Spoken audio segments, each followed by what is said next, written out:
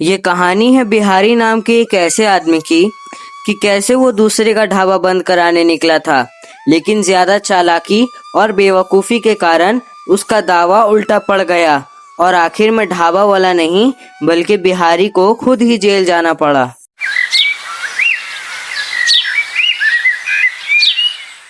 ये कहानी है उत्तराखंड में बसे एक छोटे से गांव की।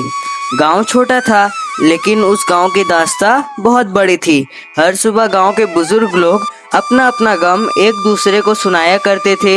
वहीं उस गांव के किसान कड़ी धूप में भी खेतों में काम किया करते थे और कुछ लोग अपना घर चलाने के लिए बाजार में छोटे मोटे दुकान लगाया करते थे।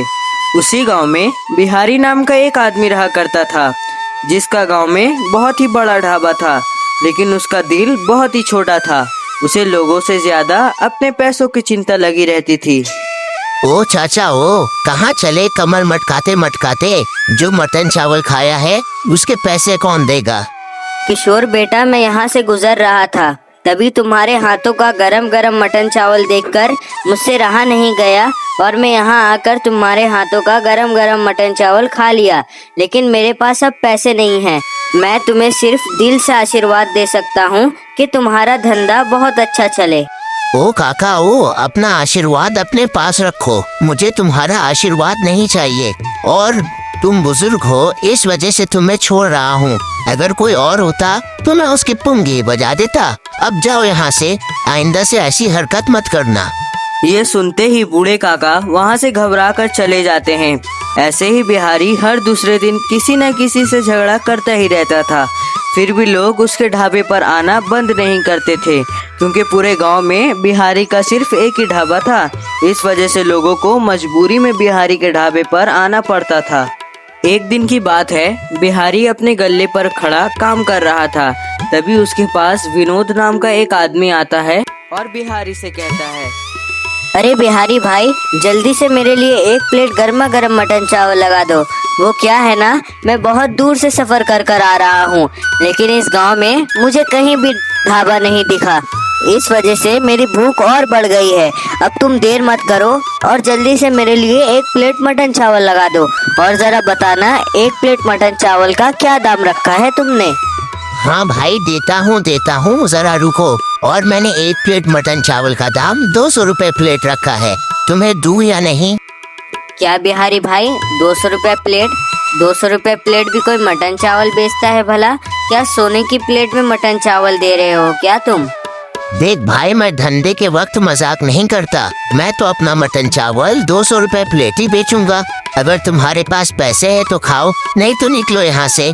ऐसे ही सुबह से मेरा दिमाग बहुत खराब है। एक बूढ़े काका ने मेरे पास से मटन चावल खा लिया, लेकिन मुझे पैसे नहीं दिया। वो बुजुर्ग थे, इस वजह से मैंने उन्हें छोड़ दिया। लेकिन ऐसा ना हो मैं उस बूढ़े काका का गुस्सा तेरे ऊपर निकाल दूं और तुम्हारी पुंगी बजा दूं। इससे पहले तुम यहाँ से निकल जाओ। बिहारी भाई, अगर तुम अपने ग्राहकों से ऐसे बात करोगे तो मेरी एक बात याद रखना कि वो दिन दूर नहीं कि जब तुम्हारा ये ढाबा बंद होगा, और उसका कारण तुम्हारा घमंड और ग्राहकों से बुरा व्यवहार का कारण होगा। मेरी ये बात जरूर याद रखना। चलो अब मैं चलता हूँ, मैं तुम्हारे ढाबे से अब कुछ भी नहीं खाऊंगा। ये कहकर वो आदमी वहाँ से गुस्से में चला जाता है, लेकिन उसके बाद का बिहारी को कुछ भी फर्क नहीं पड़ता है। वो अपना ढाबा वैसे ही चलाने लगता है। वहीं गांव के दूसरी तरफ एक लड़का रहता था, जो कि अपने घर में अपने माता पिता के साथ रहता था। पिताजी, जल्दी से मुझे 100 रुपए दे दीजिए।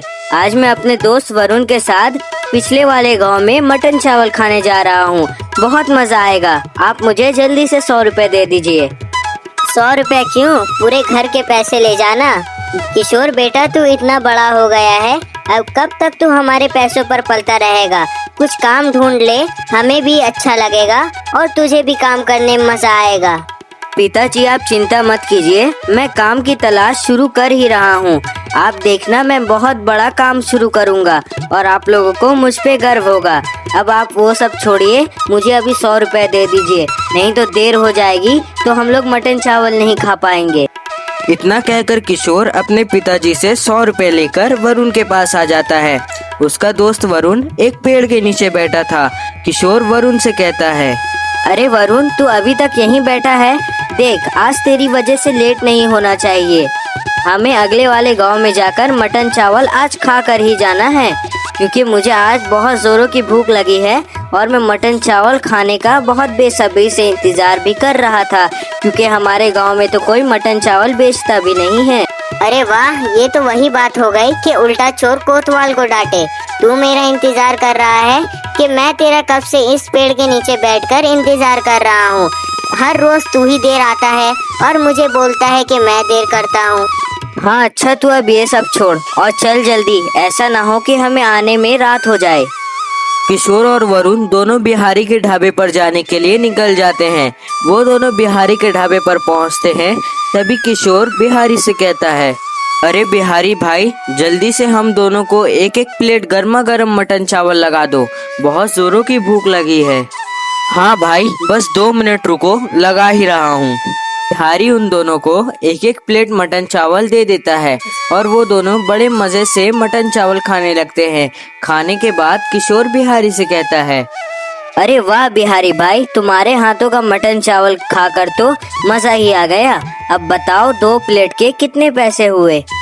एक प्लेट के 200 रुपए, यानी 2 प्लेट के 400 रुपए। हाँ, तुम दोनों के 400 रुपए हो गए। क्या बिहारी भाई, 400 रुपए? आखिर 2 प्लेट के 400 रुपए कैसे हो सकते हैं? क्यों नहीं हो सकता? मैंने अपने मटन चावल का प्लेट का दाम 200 रुपए रखा है, तो 2 प्लेट का तो 400 रुपए ही होता है ना। लेकिन बिहारी भाई, 200 रुपए प्लेट भी कोई मटन चावल बेचता है? मुझे तो लगता है कि तुम पगला गए हो। देख भाई, धंधे का टाइम है, उल्टी सीधी बात मत बोल।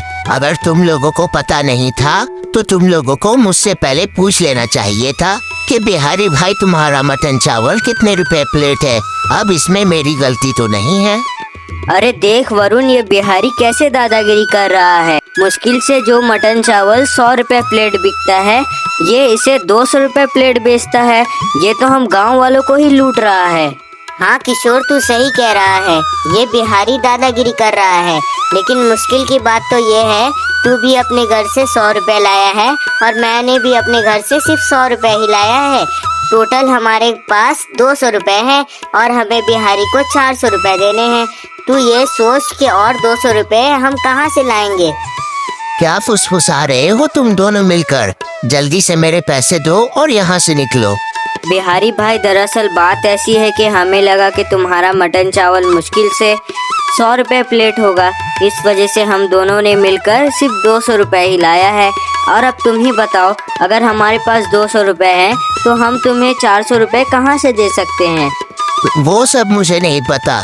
तुम दोनों ने मिलकर मेरे 400 रुपए का मटन चावल खाया है, तो तुम दोनों को मुझे पैसे भी देने होंगे।